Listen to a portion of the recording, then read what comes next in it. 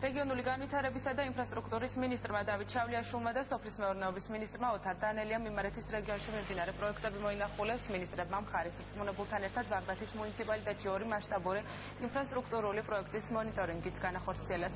რაიონში ამ ეტაპზე ზეგანის აკრეულას 21 კილომეტრიანი მონაკვეთის მოასფალტება მიმდინარეობს. სამუშაოების შესასრულებლად რეგიონული განვითარების ფონდიდან მილიონი ლარია გამოყოფილი. მუნიციპალიტეტში ასევე ხორციელდება 4 მილიონიანი პროექტი, რომლის ფარგლებშიც ზესტაფონი ბაღდათის საავტომობილო გზის რეაბილიტაცია მოხდება.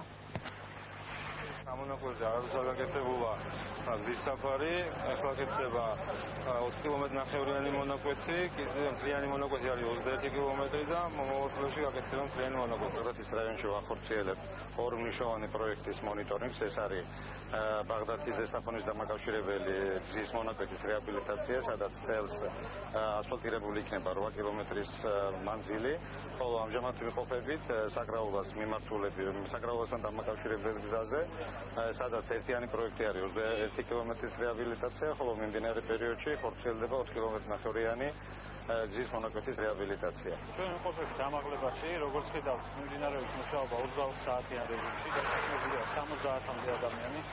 ასეთი ტიპის საწარმოები არის სასიცოცხლო მნიშვნელოვანი სოფლის მეურნეობის განვითარებისთვის.